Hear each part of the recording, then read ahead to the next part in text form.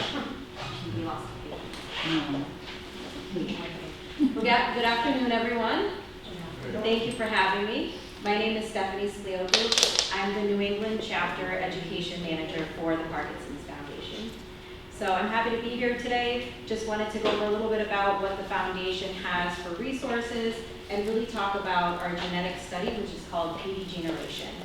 So I'll just do a couple quick slides about the foundation. I feel like most of you know about Parkinson's Foundation, correct? You're involved in our walks and a lot of other things that we do. So really today's talk is going to be focused more on the genetic testing that we do.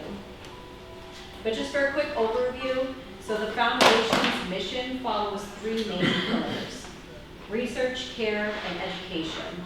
So we really try to do everything with the Parkinson's community, which means people with Parkinson's, care partners, medical professionals, and researchers. We all come together and we work within these three tiers to put out guidebooks, materials, some of the samples that we have here today. We're all working together to make sure we have the most accurate, up-to-date, and factual information, and also hearing from the voice of the community as well. And then part of our research initiative, so when we do fundraisers like our Moving Day Walk, a majority of our funding goes towards research grants. So we invest in. I'm sorry. No, that's okay. I don't know if there's any more seats. I'm sorry, I can share. Oh, I can sit. Okay, chairs in the back. So we fund research with grants, funding scientists to help with new treatments and medications. We partner with Virtual Biotech. This is an organization out of the UK. So together, and with Michael J. Fox, we're pulling all of our research resources and funding to really propel things forward. So with the partnership in the UK, it's really moving things quicker, more in a matter of years rather than decades. As you know, sometimes when you do the clinical trials and the research, it can really take several years. And so the partnership with the UK has really been able to propel us forward with some of those clinical trials.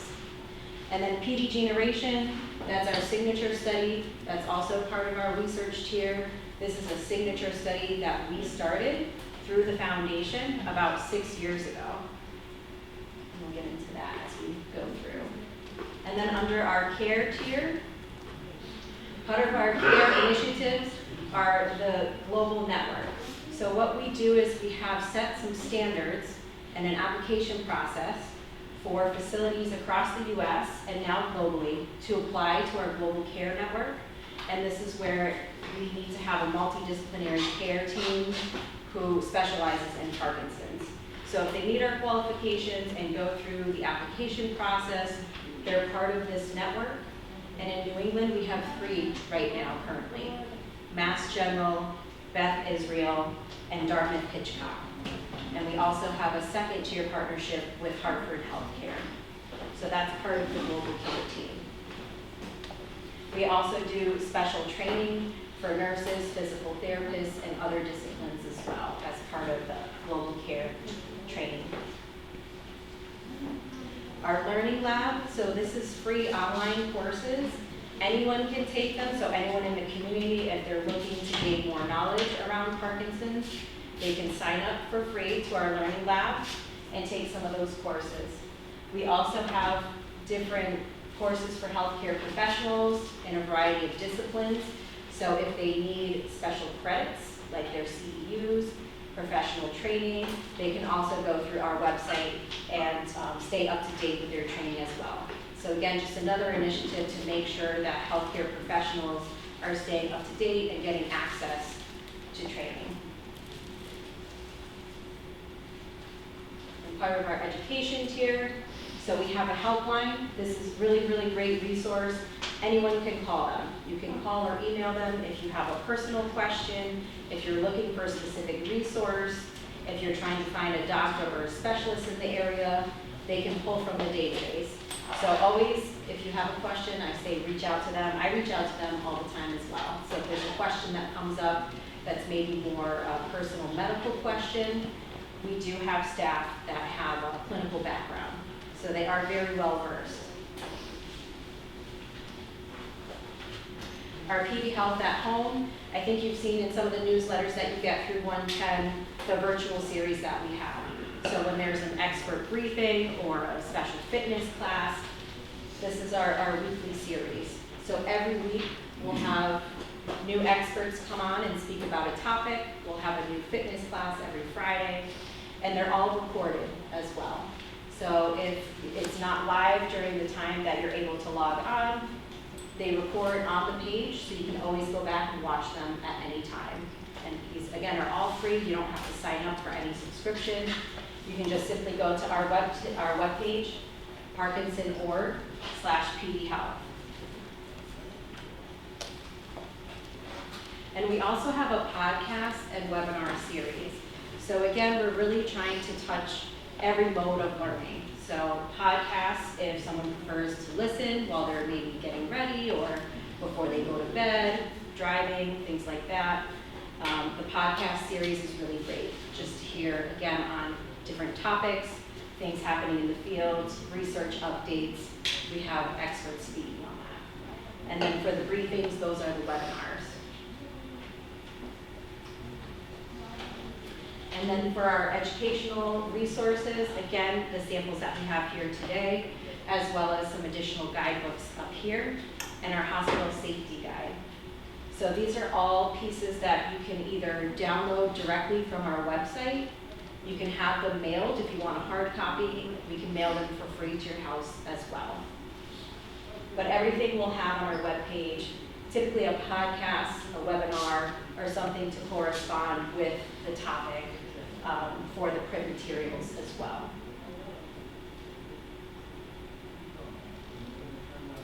And now getting into the genetic piece.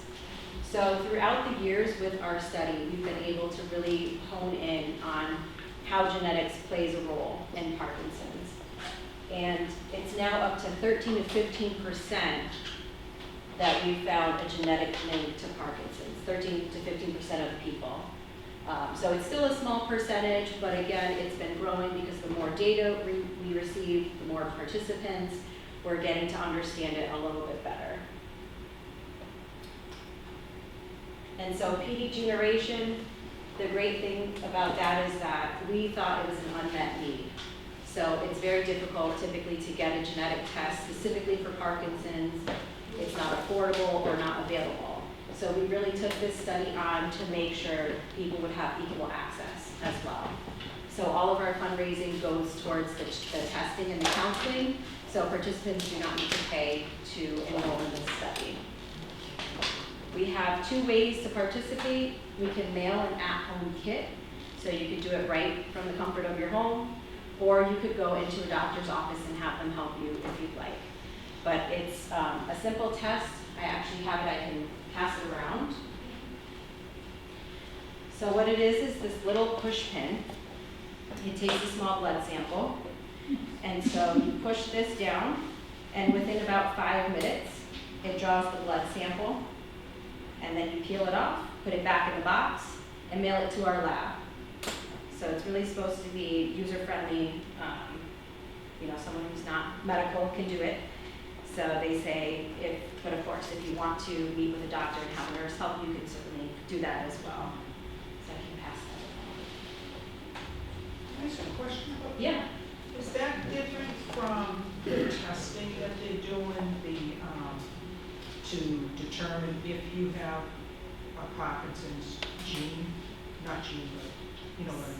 So this test is specifically for people with a confirmed diagnosis. So we're not testing family members or people that want to know if they have Parkinson's. It's only for people with the confirmed diagnosis because we're already studying the 7 specific genes. So this is a very specific test. Okay. So just kind of reasons why you would do it. You get to learn more about your specific Parkinson's, all the information around that, whether there is a genetic link or not, and what comes along with that. So you would meet with a genetic counselor and they would go through each gene, what that means, what level of risk, And then, of course, since it's a smaller percentage, there is a possibility that maybe there's no genetic connection, which is okay. And then they would go through that, and if there are other clinical trials or maybe environmental toxins to look into, if that's maybe another route to look.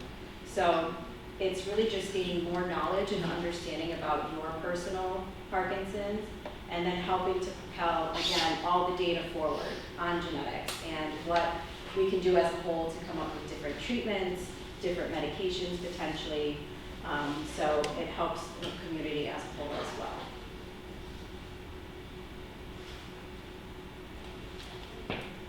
So as I mentioned, there's no cost. Anyone can sign up, and what the process is, if you sign up, let's say today, I have the sign-up sheet, I'll send it to our department. They usually send an email first, just to contact you and set up a phone call. They'll have to go through the consent process, just explaining the process again, making sure you consent, and then they'll mail the kit out. So it does take a little bit of time.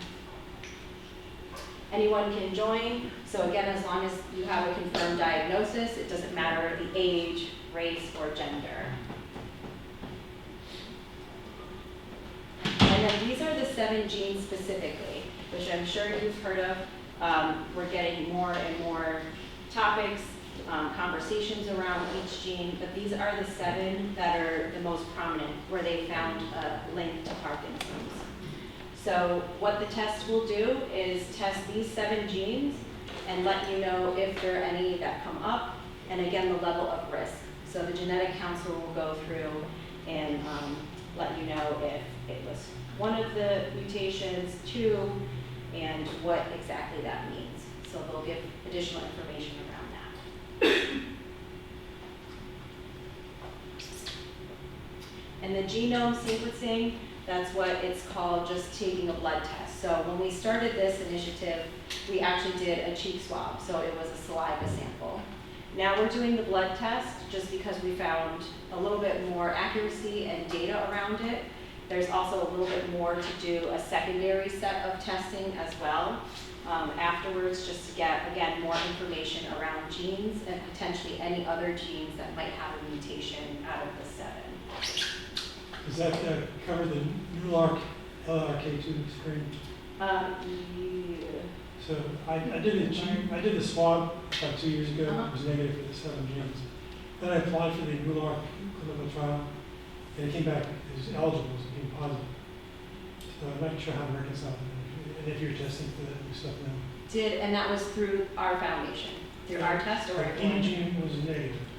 Then I went through a Newark protocol, which was standard genetics, and the test came back as eligible with the LRK2 mutation. So was there a counselor though that followed up? No, Is they that what you're didn't saying? cancel. Okay. Do you want me to take your name after and I can check with our department and see where? Yeah, that's it. And I still don't understand why there's a difference. But then maybe you guys have refined it since that time. When? How long ago was this? It was about August 2024, I did the generation. Okay. Okay. Yeah, I'll check with the department because I don't know those specifics. But if they had kind of like that second set, they should be able to follow up with you on what exactly that means in the next steps.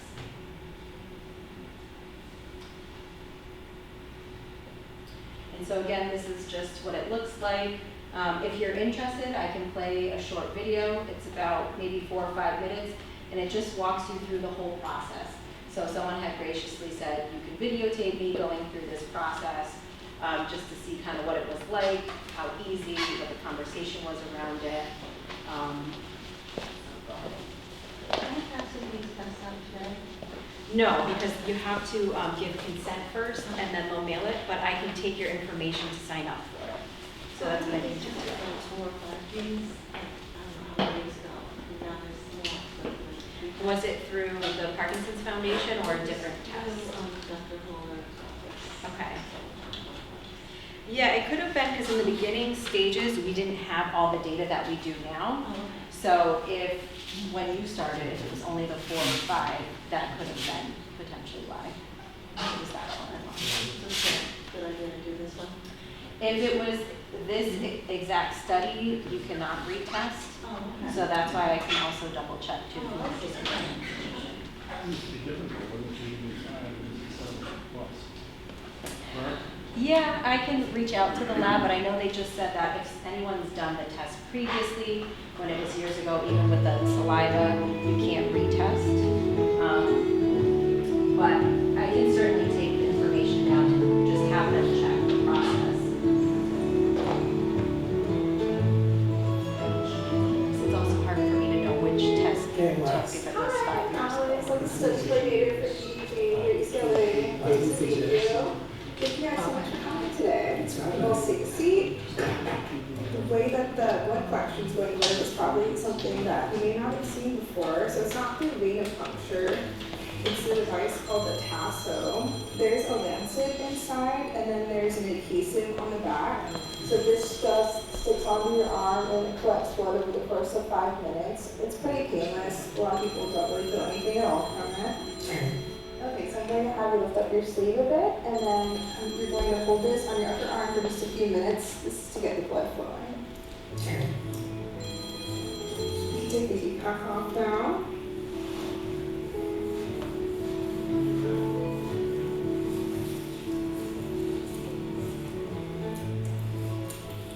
Okay, I'm going to stick this on. And then I'll press the button. You might feel a little tickle. How are you really feeling? If you're scared of needles, it's a lot better because you don't have to see anything. It's just a little piece of plastic. Yeah. Alright, you take this off. I'm not doing anything. Alright, we are all done. That's it. Easy. Thank you so much, Alex. Yeah, you're Nice to welcome. meet you. It's great to meet you. I want to do my part. I don't want to be a victim. I want to help. I want to use this diagnosis to further research, further cure. I would love to see a cure. And I'll do my part for that. If you are a caretaker, the ability to do it at home and be able to stick it and it's not too invasive, all of those things make a really big difference. Good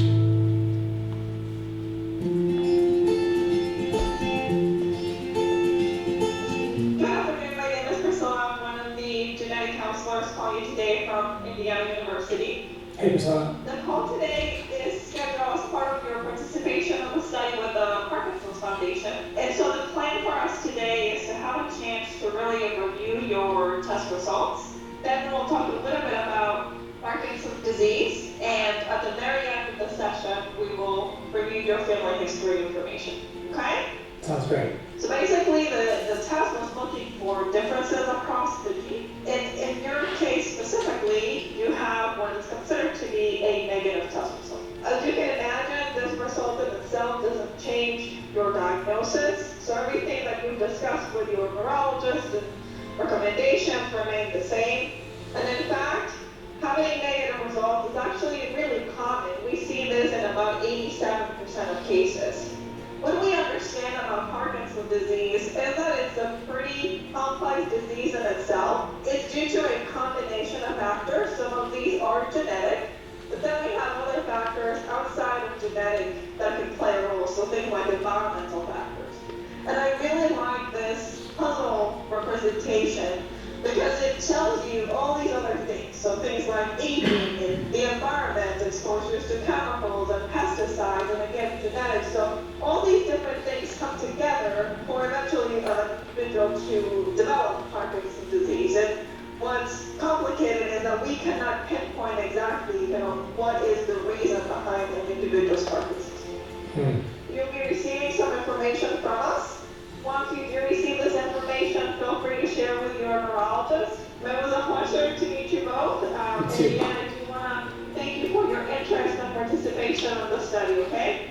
Thank Y'all you. take care. Thank you. I received my results of my PPG test. Turns out I was negative for all 7 gene variants they tested for, which I thought was surprising because it's in my family a lot on both sides. It's better than that. I'm here to be supportive, honestly. I feel like this was a journey through your family history, through everything you have. If this test and my participation in it helps somehow people not get it in the future, then I did the right thing.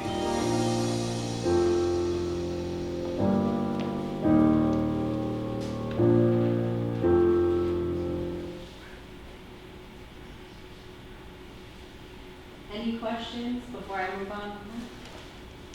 You tested negative for everything? Yes. So what does that mean? So now the focus can be more on looking at any environmental toxins, any other clinical trials that might be out there that are not focusing on genetics. You said that there, on the previous slide, that there was a secondary set of genes. Are they still testing to find more genes, or do they feel that the 7 they found are? The 7 are the most prominent, so the secondary set, I don't know a ton of information about that, but I know, I guess there's some other possible connections. That's why they were doing kind of a second set for people that were interested in learning more about that. Right, because I said, he just said his family had a Yeah. history of Parkinson's, and he tested negative, and he was kind of surprised by that, so I didn't know if there was, maybe another set of genes in the future that might be identified that would provide a link. That's the same thing that happened to me. So I have Yeah. a positive family history, negative is 7 genes, but positive from the samples. Yeah, so I know those are, like I said, I don't know all the information about the Okay. secondary, Okay. but those are ones that they're looking into to gain more data on and see, okay, what do those genes mean as far as the mutation, and how does that correlate with Parkinson's? So that would be available to anyone that's taken the first test. If, like you had just said, you could go back and see what the secondary test is and what they find. Do they keep the blood samples? Yes, and it's all kept within the foundation. We don't share it out, we don't share it with other organizations. So I tested positive for the Parkin gene on one side, either mother or father, I don't remember which, but I have no family history. And it also, that's the gene, one of the genes that's most associated with young onset, and that's what I have. So that follows, but I don't know anybody else on either side of the family. And I think that's just another reason why genetics are also so complicated, because they don't necessarily say it's in your family so that every, the parents, the children, the grandchildren, it's really sporadic. There's really kind of no method, which is also why they're testing to see what are the patterns, if there are any. But if there's so many layers that we haven't found that yet, which is again why it's so complicated, because we wish it could be a little bit more, direct and cut and dry, but no, they're just like, well, it's sporadic. So they go through and they can try to narrow down what they think the level of risk is, but typically it doesn't go from generation to generation. It's an incredibly important study. I really would recommend that any patient with Parkinson's get the testing. It really is going to guide research in terms of targeted therapy, and it will affect our children and grandchildren, for sure. Thank you. Yeah, I was just going to say, it's still worth getting the information on, because not only for yourself and for your family, but also we've been able to collect the data, because before we started this, they thought it was maybe 2-3% of people had a genetic connection. Now we see it's really more 13 to 15%, and that's just because we've been able to collect the data and focus in on which genes specifically. So it is making an impact. More studies are coming out, more treatments are coming out. We are going to roll out another phase probably in a year or two for family members. So that'll come out next, and then that way they can see if they have the same mutations and what their level of risk is as well. Who will be targeted for that? So the people that have taken the study first, so they would be able to talk to family members if so. Would it be people who tested positive that did the test before? That's a great question. I'd have to ask them if they are narrowing it that way or if they're still Or going to at open it. least first to Right. those people? Because again, we know it's not direct, so I believe it's still open to the family. So even if yours, let's say, was negative and a family member wanted to come in, I believe, but I have to double check for sure. Because like I said, that's not out yet. I think another year or two, but that would be the next phase. Are there any studies that are trying to figure out if you were negative for the genes, what if you have a connection to a chemical? Yes, and there's tons and tons of studies and clinical trials That's why typically the genetic counsel, when you meet with them, they should have some suggestions of where to go next. Because I can't say, oh, definitely try this. There's ongoing trials. If you go to clinicaltrials.gov, you can see a whole listing of what's out there. So not just through the foundation, but in the field of Parkinson's, what trials are open and available.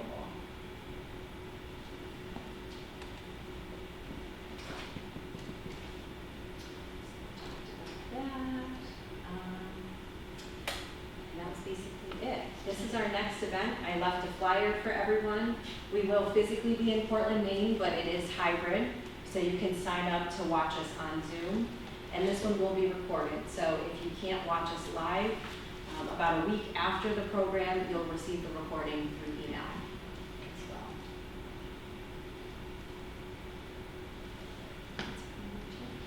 But I'll take more questions if you have more questions on Eugene.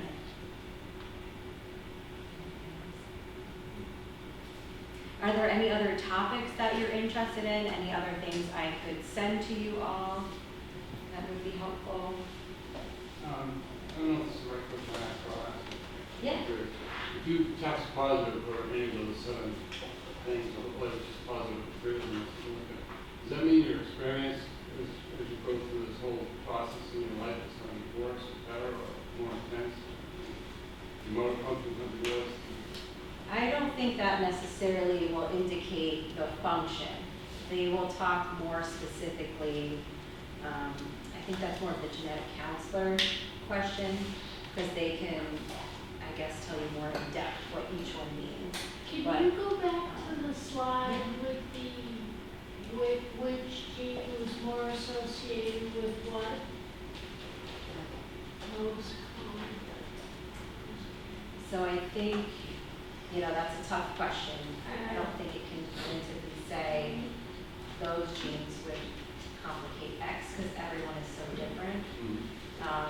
It's more so if there was a genetic mutation, and then if it's one of those, trying to narrow down, did it perhaps start at a younger age? Is it somehow more within the family? Yeah, it's much more the genetic counsel will have to go in detail. I don't have all the background, but like I said, unfortunately, it's not easy to answer. You had a slide that CCC as an acronym for something? Yes, the comprehensive care. So that is our second tier in the Global Care Network, which is Hartford Healthcare. And what makes them a second tier is that they just don't perform research at their site.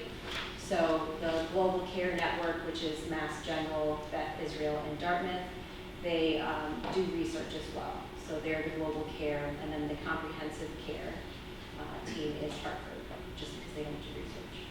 But they still follow all of the same instruction and procedures around Parkinson's.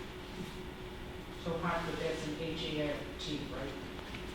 I'm sorry, was it H-A-R-T-F-O-R-D. Hartford? Yeah, like Hartford, Connecticut. You should talk about Hancock, they'll be up in, what would be actually, Dartmouth, yeah. but they're not the same thing. They do not do the same thing in Dartmouth than they do down here in Hartford. So Dartmouth does research, Hartford just does not do research. That's the only difference between the two. And then there are other facilities, like Brown University is great, so it doesn't mean that you can't go to other facilities. This is just part of our Global Care Network that actually went through the process. So it's not disqualifying other facilities or neurologists, I just want to make that clear. So don't feel like you need to change doctors or anything like that. And they're just great partners of ours. So again, when we collaborate on like hospital safety or when we need presenters, they're really the first folks that we go to because they're within our network. So it's all about collaboration too. There are clinical trials right now assessing agents targeted GBA1 and LRK2, and they have the potential of actually modifying the disease. becomes important. So knowing what you have is a good idea, and maybe you might be eligible to continue as well. Yeah, there's a lot more studies and treatments and stuff around different cell treatments and things like that, which, you know, I can't speak much on because I don't know a lot about, but again, it's just the process. Things are moving forward, so there is a lot of hope, a lot of things happening all the time. So I just think there's a lot of progress between, you know, the UK, Michael J. Fox, our foundation, and everyone really coming together. The Parkinson's Foundation also has a new policy team, so we were in Washington recently as well, just advocating and trying to ban certain toxins. So a lot is happening, a lot of positive things. So how long is that partnership working with the UK? How long has that been going on? Several years. I don't know exactly when it started, but it's not that. So it's been several about years. one. Yes. Yep. And they also help with not just the studies, but again, if there's anything that we need between the UK and the US, they really help support us as well.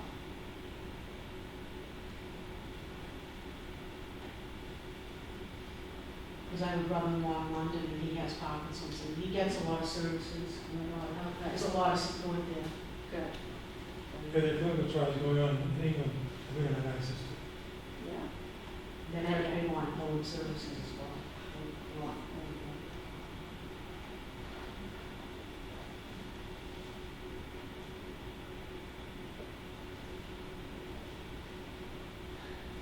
Question? Was this helpful at least? Give you a little bit more background information? Yes. Would anyone like to sign up? And this is, again, just I pass it to the department and they'll have to email you and confirm your consent before they send you the kit.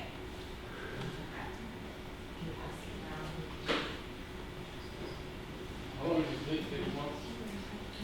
So once they receive the sample, about 1 to 2 months. So depending where they are, because to be honest, we have so many participants, it's a little bit backed up. So I would say 1 to 2 months before you get your results and then we'll meet the calendar.